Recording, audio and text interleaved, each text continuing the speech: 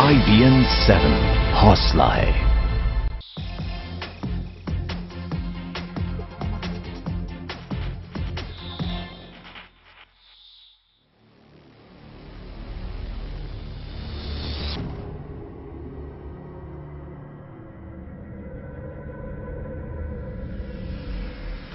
जो भूले भटके बिछड़ गए उनको वापस लाएंगे। पसंद नहीं तो कानून करो। कहा है संसद में कानून करो, करने के लिए तैयार नहीं तो क्या करेंगे? दुनिया के धर्मांतरण के लिए कभी नहीं निकले, मगर लोगों के हृदय जीतने के लिए निकले। सो कॉल्ड सेक्युलर पार्टियों ने अब कॉल लेना है कि वो लोग जबरन धर्मांतरण देश में रोकना चाहते या नहीं चाहते। If reconversion is bad, conversion is bad. If reconversion is wrong, conversion is wrong. If conversion is good, reconversion is good. It is people's choice.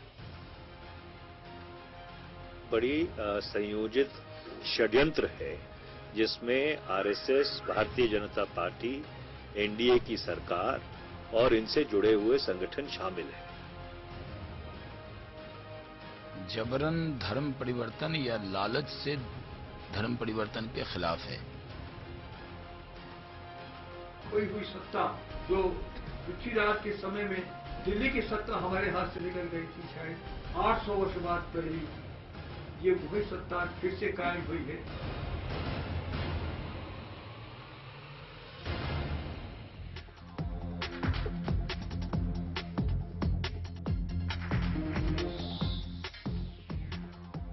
नमस्कार, आपके साथ मैं हूं तेजस्वी चंडोक नैयर। इंडिया 8 बजे में आज बात धर्मांतरण पर छिड़े धर्म युद्ध की। हम आपको बता दें कि संघ परिवार इसे धर्मांतरण मानने को तैयार नहीं है। उसका कहना है कि ये घर वापसी है, हिंदू धर्म छोड़कर दूसरे धर्मों में लाए गए लोगों की ये घर वापसी। लेकिन संघ परिवार के इस अभियान से दूसरे धर्मों के लोगों में बेचैनी है। अब तक विकास की बातें कर रही मोदी सरकार भी इसे लेकर असहज महसूस कर रही है। सरकार को सदन में, खासतौर पर राज्यसभा में जबरदस्त विरोध का सामना करना पड़ रहा है। फिलहाल एनडीए सरकार और बीजेपी ने अब धर्मांतरण के खिलाफ कानून की बात शुरू कर दी है। बीजेपी अध्यक्ष अमित शाह का कहना है कि धर्मांतरण रोकने के लिए सेक्युलर दलों को आगे आना चाहिए और सरकार का सहयोग करना चाहिए।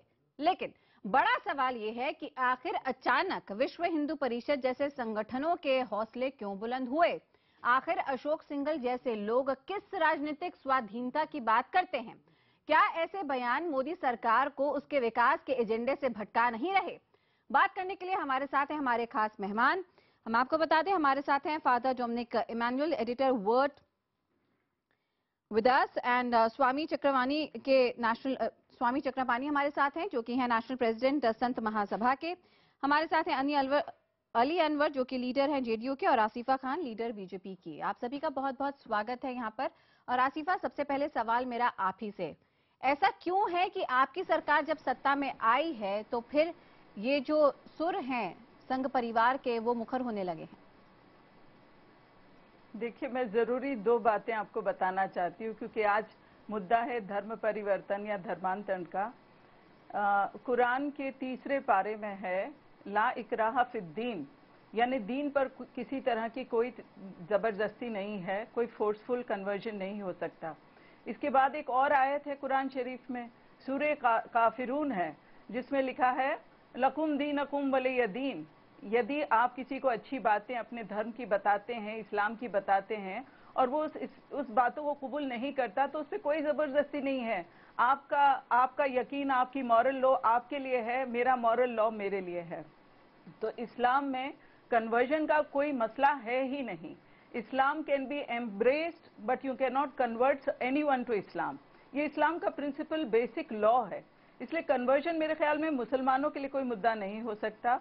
हाँ, क्योंकि ये बहुत बड़ी बात है कि जबरन किसी को, मजबूरी में किसी को, या किसी मासूम को, बच्चे को कन्वर्ट करना, वो गलत है। जबरन अगर किसी को कन्वर्ट किया जा रहा है तो वो हरगिज मंजूर नहीं है, क्योंकि इस्लाम में कन्वर्जन नहीं है। आप इस्लाम को कबूल कर सकते हैं, एक अकीदे के साथ कबूल कर सकते हैं, और आपकी ईमान ला सकते हैं इस्लाम पर। इसलिए यहाँ पे हम किसी भी धर्म विशेष की तो बात कर ही नहीं रहे। इस वक्त देश में जो माहौल है धर्मांतरण को लेकर, यहाँ पे संसद का जो कार्य है वो कहीं ना कहीं रुका है। हमने देखा कि किस तरह से संसद चली। ऐसे में यहाँ पे सरकार क्या कर रही है? आपको यहाँ पे हम बता दें, कई रपटे आई जब प्रधानमंत्री नरेंद्र मोदी गुजरात में मुख्यमंत्री थे और तब जो ये उग्र तत्व थे आपके संघ परिवार के, उन्होंने किस तरीके से साइडलाइन किया और विकास के एजेंडे को सामने रखा, विकास के वो चेहरा बने, ये हम सब जानते हैं। तो फिर आज जब वो देश के प्रधानमंत्री है तो फिर वो मुखर होकर क्यों नहीं एक बार अपनी बातों को स्पष्ट कर देते हैं कि सरकार इस पर क्या कहती है? देखिए, बात बहुत साफ है कि हम जब देश के प्रधानमंत्री को देखते हैं तो सरकार इसी मुद्दे पर बहुमत के साथ चुनकर आई है, क्योंकि हमने विकास, डेवलपमेंट इसी एजेंडे को लिया है। और मेरे ख्याल में इस वक्त जब हम 21वीं सदी में हैं और देश जिस दौर से गुजर रहा है, मेरे ख्याल से धर्मांतर जैसे मुद्दे पर चर्चा करना या उसको उठाना ही फजूल का है, क्योंकि हम नहीं उठा रहे। आप देखिए ना तो हम चर्चा कर रहे हैं, जो भी मेरी बात सुनिए, ना तो हम चर्चा कर रहे हैं, ना हम मुद्दा उठा रहे हैं। अशोक सिंघल साहब या मोहन भागवत जी जो कहते हैं, हम तो वही बता रहे हैं, हम तो सिर्फ रिपोर्ट कर रहे हैं जो घट रहा है और ये हो रहा है, ये सच्चाई है। हमने तो सिर्फ रिपोर्ट किया। आखिर ये आवाजें इतनी मुखर क्यों हो रही हैं आपके सत्ता में आने के साथ ही? क्या आपको लगता नहीं है संसद में जहां जीएसटी और इंश्योरेंस बिल जैसे महत्वपूर्ण बिलों पर काम होना चाहिए था, वहां पे धर्मांतरण जैसे मुद्दे पर कोई संसद में काम नहीं हुआ? आपके विकास का जो एजेंडा था वो हाईजैक हो गया। मेरे कहने का मतलब ये नहीं कि आप उठा रहे हो, देश में जो भी लोग उठा रहे हैं इस वक्त आप देखिए देश के नहीं, पर बयान तो संघ परिवार की तरफ से ही आ रहे ना आसिफा, कौन उठा रहा है मैं उस पर भी आऊंगी, लेकिन ऐसे बयानों की जरूरत क्यों? ये ओनरशिप की जरूरत क्यों है? ये बताने की जरूरत क्यों है कि 800 साल बाद अब हमें मौका मिला है कि हम हिंदू राष्ट्र को स्थापित करें? ऐसे बयानों की जरूरत क्या है? ये ओनरशिप की बात क्या है कि इस मुद्दे को हम ओन करेंगे? क्यों? ये मुद्दा बार बार उठता रहा है इस मुल्क में, आज से नहीं उठ रहा है। 80 साल, आज तो मुखर होके, मैं ये कह रही हूँ आज मुखर होके उठ रहा है। आपकी सरकार काम नहीं कर पा रही है, ये हमने भी देखा शीतकालीन सत्र में। क्या आपको लगता नहीं है कि सरकार का ये दायित्व है कि यहाँ पे सुचारू रूप से काम चल पाता? और अगर प्रधानमंत्री के स्टैंड की यहाँ पे बात की जा रही थी तो साफ साफ आपकी केंद्र में सरकार अपना स्टैंड क्लियर कर देती, मुखर होकर इन आवाजों को दबा देती और बोलती कि हमारा काम सिर्फ विकास का है, उस पर फोकस करते हैं। जो विपक्ष आपके, हमने देखा है मोदी जी के कार्यकाल जो 6 महीने का रहा है या गुजरात में रहा है, हमने देखा है कि कहीं भी इस तरह के मुद्दों को उन्होंने कभी तूल नहीं दी। उनका एक साफ एजेंडा है। तो खुद ही कह रहे हैं जब वो गुजरात में मुख्यमंत्री थे उन्होंने तूल कभी नहीं दी, फिर आज ये चुप्पी क्यों है भाई? और आज भी मोदी जी का स्टैंड और मोदी जी की सोच वही है, इसीलिए मुल्क ने उन्हें चुना है। उनका मुद्दा है the constitution of this country, वो मेरी होली बुक है। उनका मुद्दा है कि इंडिया फर्स्ट। नहीं, पर सुषमा स्वराज जी कहती है कि भगवत गीता को बनाई जाए राष्ट्र पुस्तक। एक दूसरे देखिए, आपकी पार्टी के नेता ऐसे बयान देते और बोलने का मौका देते हुए पक्षियों को। मेरा सवाल बड़ा सीधा सा था आसिफा कि ये मौका दिया क्यों जाता है? आप पर मैं वापस आऊंगी। स्वामी चक्रपाणी भी हमारे साथ हैं। स्वामी जी, आपकी आवाज अब बुलंद क्यों हो रही है और इस मुद्दे को इस तरीके से उठाने की जरूरत क्या है? देखिए, ऐसा है, जब तमिलनाडु में धर्म परिवर्तन हुआ, केरल में धर्म परिवर्तन हुआ, सिक्किम में हुआ, उस समय मीडिया ने उसको नहीं लिया। आज कहीं कोई हिंदू नेता अगर बोलता है तो हिंदुओं के पक्ष में बोलेगा। हमें लगता है इसमें कहीं न कहीं मीडिया भी जिम्मेदार है, जानबूझ करके तिल का ताड़ बना रही है। और आप देखो कितनी जिम्मेदार नहीं है, हम तो वही रिपोर्ट कर रहे हैं जो घट रहा है। और मैं इस मुद्दे पे जरूर आऊंगी कि हाल ही के दिनों में 2 हफ्ते के अंदर बता रही हूँ, आपकी बात क्या रही हूँ, भागलपुर में और बहराइच में कई हिंदू हैं जो क्रिश्चियनिटी में कन्वर्ट हुए। सही समय पे सही नेतृत्व मिला है, लेकिन आज जिस प्रकार से विपक्ष सरकार को परेशान कर रही है, हमें लगता है कि राष्ट्र हित में उनको कार्य करने देना चाहिए और मौका देने चाहिए। नहीं, ऐसे बयानों की जरूरत क्या है? सवाल इस बात, आपको नहीं लगता प्रधानमंत्री जो कि विकास का एजेंडा लेकर सत्ता में आए हैं उनके काम को बाधित कर रहे हैं? क्या किसी भी तरीके से आप सहयोग कर रहे हैं सरकार का? स्वामी जी, ये सवाल मेरा आपसे। किससे पूछ? आपसे। जी बोलिए। स्वामी जी, आपसे सवाल ये कि क्या किसी भी तरीके से इस तरह की जो पोस्चरिंग आपकी तरफ से हो रही है या संघ परिवार के दूसरे नेताओं की तरफ से हो रही है, वो क्या प्रधानमंत्री मोदी को उनके काम करने में मदद करती है? कहाँ मदद कर रही है? देखिए, मैं आपको बता देना चाहता हूं कि प्रधानमंत्री नरेंद्र मोदी जी संगठनों को नहीं चलाते, उस सरकार को चला रहे हैं और संगठनों का जो कार्य है वो कार्य कर रही है। इसका मतलब ये नहीं कि जितने भी हिंदूवादी संगठन है सब चुप लगा जाए और अपने मुंह को बंद कर ले, ऐसा नहीं होता और कार्य करता रहता है। और सवाल इस बात का है कि जो अपने घर वापस आना चाहता है, और ये तो संविधान भी स्वतंत्रता देता है अपनी धार्मिक स्वतंत्रता को, अगर कोई आता है तो क्या उसको धक्के मार के हटा दे कि नहीं जी आप हिंदू धर्म स्वीकार नहीं कर सकते, सवाल नहीं कर सकते, हवन नहीं कर सकते। स्वामी जी, सवाल तो यही है कि जब कानून और संविधान यहाँ पे ये सबको अधिकार देता है कि आपको जो फेथ, जो रिलीजन आपको फॉलो करना है वो करिए, तो फिर ऐसे में इस तरह की ओनरशिप, इस तरह के बयानों की जरूरत क्या है? जिसको जिस धर्म में जाना है वो जाएगा, लेकिन किसी के लोभ देकर, लालच देकर, बीपीएल कार्ड बनवाने का झांसा देकर आप किसी का धर्म परिवर्तन करेंगे तो वो तो गैर कानूनी है हमारे संविधान में। मैं आप पर आती हूं, देखिए हमारे हिंदू धर्म में, सनातन धर्म में कहीं भी लालच और तलवार के बल पे और किसी भी धर्म में इस तरह से कोई भी अगर धर्म परिवर्तन करता है वो गलत है और कोई भी इसको स्वीकार नहीं कर सकता। मैं आपको बता दूं, जिस तरह के बयान आ रहे हैं जो आप कह रहे हो कि हिंदू नेता दे रहे हैं, वो हिंदू धर्म जो कि जाना चाहता है उदारता के लिए, सहिष्णुता के लिए, आप कहीं ना कहीं उस हिंदू धर्म की इमेज को भी ठेस पहुंचाते हैं जब ऐसे संकीर्ण सोच वाले आप बयान देते हैं। नहीं, हिंदू धर्म ये सब बातें नहीं करता जैसी आप बात कर रहे हैं। ऐसा नहीं, देखो हमारे हिंदू धर्म में सर्वे भवन्ति सुखिनः, सर्वे संत निरामया, सर्वे भद्राणि पश्यन्तु मा कश्चित् दुःख भाग् भवेत्, यानी सबके कल्याण की बात की गई है। उसमें किसी भी तरह से कट्टरपंथी और तलवार और लालच के बल पे कहीं भी धर्म परिवर्तन नहीं कराया जाता। और मैं आपको बताना चाहता हूँ कि धर्म का प्रयोग, धर्म शब्द का प्रयोग मात्र हमारे हिंदू धर्म के लिए हुआ है। कहा क्या कि हम आपको बीपीएल कार्ड बनवा देंगे, हम आपको बीपीएल कार्ड बनवा देंगे और आपको केवल लालच ही नहीं दिया जा रहा है, लोगों को डराया धमकाया जा रहा है, उनका सामाजिक बहिष्कार किया जा रहा है, लोगों से कहा जा रहा है कि अगर ये हिंदू धर्म छोड़कर क्रिश्चियन बने तो इनको ना तो दुकान से सामान लेने दिया जाए, ना इनको अगर ये काम करने आते हैं तो इनको मजदूरी में नहीं लगाया जाए, इनका सामाजिक बहिष्कार किया जाए। और डरा धमका के कहा जा रहा है कि तुम तो गांव में केवल 2 या 3 या 4 परिवार हो, आप कैसे रहोगे, डराया धमकाया जा रहा है। आप क्या बात कर रहे हैं घर वापसी की? और जब घर वापसी की आप बात कर रहे हैं, मैं आपसे पूछना चाहता हूं कि कौन सा घर है? नागपुर है घर, कि नागपुर में घर है या वाराणसी में घर है या दिल्ली में घर है, कौन सा घर है ये? और मैं कहाँ जाऊँ? मेरा घर तो ये है। हिंदू समाज करता है। आप पर मैं आऊंगी, स्वामी जी आप पर भी आऊंगी मैं, लेकिन यहाँ पे इस बीच अली अनवर भी हमारे साथ हैं। अनवर साहब, आपको नहीं लगता है कि यहाँ पे पॉलिटिकल पार्टी होने के नाते, विपक्ष में होने के नाते ये दायित्व आपका भी था कि यहाँ पे संसद में आप इस बात पर जोर देते कि एक मजबूत एंटी कन्वर्जन लॉ आए या कोई ऐसा कानून कम से कम आए जिसमें जबरदस्ती अगर धर्मांतरण हो रहा है या लालच देकर, प्रलोभन देकर धर्मांतरण हो रहा है तो उस पर कम से कम रोक लगे? ये परिपक्वता होती है सभी राजनीतिक पार्टियों की अगर हम इस पर विचार करते और बात करते, जो कि नहीं किया आपने और सिर्फ हंगामा हुआ।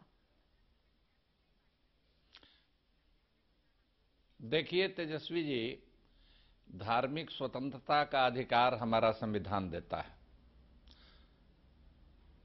तेजस्वी जी, हमारा संविधान सभी देशवासियों को धार्मिक स्वतंत्रता का अधिकार देता है, अपने पसंद के धर्म चुनने का अधिकार देता है। उसमें व्यवस्था है कि जोर जुर्म या लालच से जो करेगा वो दंडनीय अपराध है, कोई भी करे। अभी जो यूं तो ये बीजेपी का हिडन एजेंडा शुरू से रहा है, लेकिन जब से प्रधानमंत्री जी नरेंद्र मोदी साहब हुए हैं तब से वो जो एक कहावत है ना, सैया भय कोतवाल अब डर काहे का, तो एक कोतवाल होने पर निडर लोग हो जाते हैं, यहां तो प्रधानमंत्री अपना हो गया। तो अब बिना डर भय के इस तरह का काम बड़े पैमाने पर अभियान चला के किया जा रहा है। जो आगरा में जो कुछ भी हुआ, लालच दे के हुआ, विपक्ष क्या कर रहा है? ये सब बातें तो हम रिपोर्ट कर रहे हैं, आपका दायित्व, आपकी जिम्मेदारी का है। विपक्ष विरोध कर रहा है, इस पर जवाब चाहता है प्रधानमंत्री से। सिर्फ जवाब की बात, प्रधानमंत्री जी आकर के सदन में सफाई दें। चलिए मैं आपकी बात लेके सफाई दें प्रधानमंत्री जी सदन में, यही विपक्ष चाह रहा है। मैं आसिफा पे जा रही हूँ। आसिफा, यहाँ पे क्या हिडन एजेंडा है, ऐसा आरोप लगा रहे हैं अली अनवर जी? क्या यहाँ पे प्रधानमंत्री चुप्पी नहीं तोड़ सकते थे? क्या जवाब देंगे आप अली जी का? मेरे ख्याल में ये बहुत छोटी सोच है अगर ये मानते हैं कि मोदी जी का ये हिडन एजेंडा रहा है। शुरू से उनके कार्यकाल को देखिए, कहीं भी उन्होंने इस तरह की बात कभी नहीं की है। चलिए आसिफा जी, तो फिर यहाँ पे सदन में प्रधानमंत्री जी की चुप्पी तोड़ने की बात हो रही थी तो जवाब क्यों नहीं दे देते इस पर? मुखर होकर क्यों नहीं बोल देते कि हमारा कोई लेना देना नहीं इन बातों से? देखिए तेजस्विनी जी, मोदी जी जो भी उन्हें करना है वो is a man of action. उन्हें जो करना है वो करके दिखाते हैं, बयानबाजी में नहीं समझते वो। इसलिए जो भी है वो देश के हित में, लोगों के हित में करेंगे। अगर कानून भी आता है, इस तरह के मसले जो होते रहे हैं हमेशा से, आज से नहीं हो रहे धर्मांतरण के मुद्दे, क्योंकि हम एक कॉस्मोपॉलिटन सोसाइटी है, होते रहे हैं। देखिए मेरी बात सुनिए आसिफा जी, कानून बनता है, बैड कॉप नहीं हो सकता। बनता है, मेरी बात बड़ी अच्छी बात आसिफा है। जी, गुड कॉप और बैड कॉप नहीं हो सकता। या तो आप इसके पक्ष में हैं या तो नहीं है, बीच का रास्ता नहीं है ना। अगर सरकार काम नहीं कर पा रही, सदन में जवाब मांगा जा रहा है और आपसे कोई एसोसिएट कर रहा है। अशोक सिंघल जी कहते हैं कि 800 साल बाद हमें हमारी सत्ता आई है, हमें मौका मिला है। किसकी सत्ता आई है? आपकी तो सत्ता आई है, आपको ही तो एड्रेस कर रहे हैं। तो फिर आप क्यों नहीं जवाब दे देते कि हमारा कोई लेना देना नहीं है? और किसकी बात कर रहे हैं वो? देखिए सिंघल जी या जो भी हैं वो कह रहे हैं, वो अपने नजरिए से कह रहे हैं। इस देश ने मोदी जी को चुना है और हम जो भी जुड़े हैं बीजेपी जो स्ट्रॉन्ग बनी है, क्योंकि वो संघ परिवार का हिस्सा है, आपको वोट कर रहे हैं, आपकी सरकार को वोट कर रहे हैं, तो आप बोलिए हमारा रिश्ता नहीं है ऐसे बयानों से। देखिए देश का एजेंडा जो लेकर के हम चले हैं सिर्फ विकास को लेकर के। आप देखिए डेवलपमेंट का मुद्दा लेकर के हाईजैक हो रहा है ना आसिफा जी। नहीं, आप देखिए 50% क्या बातें हो रही है संसद के अंदर? धर्मांतरण को लेकर विरोध हो रहा है, सरकार से जवाब मांगा जा रहा है, लेकिन सरकार उस पर कुछ नहीं कर रही। इस चीज से मैं सहमत हूं कि इस तरह की बातें जब उठकर आती है मुल्क में, तो डेवलपमेंट के एजेंडे को ठेस पहुंच रही है और मोदी जी के एजेंडा को ठेस पहुंच रही है। लोगों को कई तो बयान आपके संघ परिवार से ही आए ना आसिफा जी। और जितने समय तक हमारे माननीय प्रधानमंत्री जी मौन रहेंगे, उतना उनके हाथ से ये संगठन खिसकते जाएंगे। आज मुल्क में 50% लोग गरीब हैं।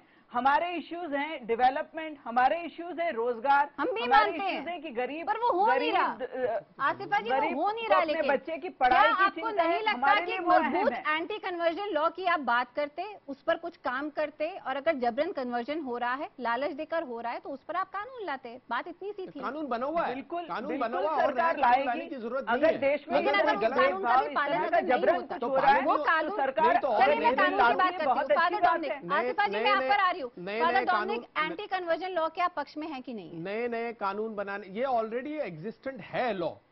तो उसका पालन कीजिए। अगर कोई भी व्यक्ति पकड़ा जाता है जबरदस्ती या गलत तरीके से कन्वर्शन करते हुए, उसका कानून के अंदर उसको पकड़िए और उस पर कार्रवाई कीजिए। मैं ये कहना चाहता हूं कि बीजेपी के लोगों से या सरकार से ये कहना चाहता हूं कि जितने अधिक समय तक हमारे माननीय प्रधानमंत्री जी इस मुद्दे पर चुप रहेंगे, ये वैसा ही होगा जैसे एक बार हमारी माननीय प्रधानमंत्री इंदिरा गांधी ने भिंडरान वाले को खूब जगह दी थी और बाद में वो उन पर आ पड़ी। अब जैसे पाकिस्तान में हो रहा है कि पहले तालिबान को उन्होंने और अलकायदा को उन्होंने खूब बढ़ावा दिया और अब वो उनके सिर पर आकर बैठे। इस प्रकार प्रधानमंत्री जी के ऊपर ये सिर पर बैठ जाएंगे और हाथ से पूरी रस्सी निकल जाएगी, तब कुछ बचेगा नहीं, सब इसका तमाशा देखेंगे। आसिफा जी, पिछली सरकार के प्रधानमंत्री पर भी आप ही यही आरोप लगाते थे कि वो प्रधानमंत्री कुछ बोलते नहीं, और आज इस बारी विपक्ष यही बात पूछ रहा है कि चुप्पी क्यों? उनका जो बोलना था और उनकी जो चुप्पी थी वो बिल्कुल ही बेमानी थी। वहां तो प्राइम मिनिस्टर थे ही नहीं, डी फैक्टो प्राइम मिनिस्टर थी मैडम जी, जहां पर खुद प्रधानमंत्री ने कहा है कि सारी फाइलें उन तक जाती थी। इसलिए मैं उस मुद्दे को नहीं लेना चाहती, लेकिन Modi ji man of action, Modi ji is man of action और यकीनन वो देश के हित में काम करेंगे और उनके नजरिया हमेशा डेवलपमेंट का एजेंडा रहा है। मार्गदर्शन नागपुर से मिल रहा है या वाराणसी से विश्व हिंदू परिषद अशोक सिंघल जी दे रहे हैं? कौन दे रहे हैं अभी मार्गदर्शन? देखिए अब आप देखिए पूरे देश में मोदी जी को एक साथ बहुमत से लेकर आए हैं 31%। ये बात तय है कि ऑपोजिशन और कांग्रेस पार्टी को विपक्ष में बैठने के लायक भी नहीं रहा। इसका मतलब है कि देश के लोगों को मोदी जी में बहुत ज्यादा भरोसा है और इस देश में 125 करोड़ बात आपकी सरकार की हो रही है, आपकी जिम्मेदारी है, आप पे दायित्व है, आपका यहाँ पे फर्ज बनता है कि संसद में काम हो, आगे काम चले, विकास का एजेंडा जो आप लेकर आए हैं उसको आगे बढ़ाएं, लेकिन वो आपका एजेंडा पूरा नहीं होता। मेरा आपसे सवाल सिर्फ इतना ही है कि बिल्कुल होगा, नहीं हो रहा ना अभी, बिल्कुल होगा, आपसे जुड़े लोग बयान दे रहे हैं जिसकी वजह से काम नहीं हो रहा। नहीं, ठीक है, कहीं कुछ मुद्दे उठ रहे हैं जहां पर विकास के मुद्दे को नुकसान पहुंच रहा है और प्रधानमंत्री पूरी तरह से इससे वाकिफ हैं और इस पर जरूर एक कानून ऐसा शायद लाया जाएगा जिसमें इस तरह के मुद्दे हमेशा के लिए निकल जाएं देश के सामने से। वो कानून और कैसा होगा? केवल डेवलपमेंट का एजेंडा रहे, विकास का एजेंडा रहे, उसी पर हमारा फोकस रहेगा। क्योंकि यहाँ पे इतना ज्यादा विरोध बढ़ा है, इतनी आवाजें उठी हैं, तो मैं आपसे से भी जानना चाह रही हूँ वो कानून कैसा होगा जिसकी आप बात कर रही हैं? देखिए, ये कानून सर्वसम्मति से ही होगा और जैसा हम सब कह रहे हैं, चाहे वो स्वामी जी हो या विपक्ष के लोग हों और हम हो, हर कोई ये सहमत है कि जबरन किसी को कहीं कन्वर्ट नहीं किया जा सकता। हमारा कॉन्स्टिट्यूशन है जिसमें सारी बातें साफ साफ रखी गई है कि इस मुल्क में तमाम तरह के लोग अपने धर्म का प्रचार भी कर सकते हैं और अपने धर्म को आगे बढ़ा भी सकते हैं और फॉलो कर सकते हैं। पर 2 हफ्ते पहले तो जबरन उनको लाया गया, अगर पीसफुली होती है आगरा के तो अंदर वो सही है, लेकिन जबरन करके लाया गया, ये बोलकर के हम बीपीएल कार्ड बनवाएंगे, हम आपका आधार कार्ड बनवाएंगे। स्वामी जी, इसीलिए जा रही हूं मैं। आप बोलिए ना, खुद लोगों ने आकर टीवी पर कहा है कि हमको गुमराह करके लाया गया, हमको तो मालूम ही नहीं था कि इस प्रकार का वहाँ पर हवन होने वाला है, और हमें तो बीपीएल कार्ड देने के लिए बुलाया गया था। स्वामी जी, स्वामी चक्रपाणी जी के पास मैं आ रही हूँ। स्वामी जी, फादर डोमिनिक साहब कह रहे हैं कि जबरन उनको लाया गया था। ये सवाल हमने आपसे पहले भी पूछा।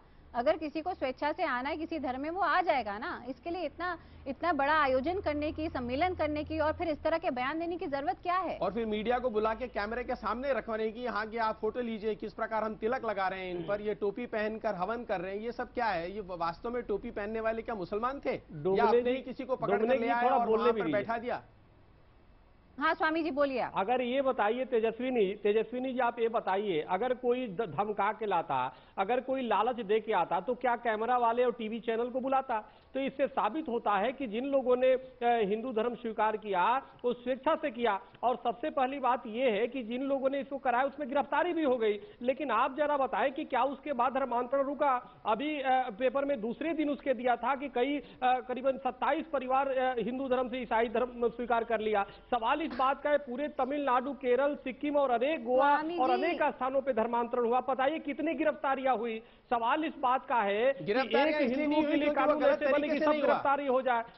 गिरफ्तारी इसलिए नहीं, आप कमाल की बात है, आप करें तो सही है। और अगर कोई दूसरा करता, देखो ऐसा है, धर्म, डोमिनिक जी, धर्म का जो मूल है वो सत्य, अहिंसा, करुणा, दया, प्रेम है। सत्य, अहिंसा, करुणा, दया हिंदुत्व में है। शिकायत आप लोग कर रहे हैं। आप थोड़ा बोलने तो दीजिए, आप थोड़ा बोलने दीजिए। हमारा वेद जो विश्व का सबसे प्राचीनतम ग्रंथ है वो कहता है मनुर्भव, यानी मनुष्य बनो। वो ये नहीं कहता कि मुसलमान बनो, सिख बनो, ईसाई बनो और ये बनो। और सवाल इस बात का है, जो हमारा धार्मिक ग्रंथ शूद्र कैसे बन गए, बात करता है कि शूद्र कैसे बन गए? जिनकी छाया पड़ते ही आप लोग नहाने जाते हैं, वो शूद्र कैसे बन गए? अगर मनुष्य बनना था तो वो शूद्र बनने, देखो आप ये सब बातें जनजाति, आप ये सब बातें ही करके धर्म परिवर्तन कराते हैं। आपको पता होना चाहिए कि हमारे यहाँ वर्ण व्यवस्था है, जाति व्यवस्था नहीं है, और कर्म के आधार पे वर्ण व्यवस्था बना है। जो व्यक्ति सेवा का काम करता है वो दलित है, जो ज्ञान देने का काम करता है वो ब्राह्मण है, जो सीमाओं पर लड़ने का काम करता है क्षत्रिय है, और जो व्यवसाय करता है वो वैश्य है।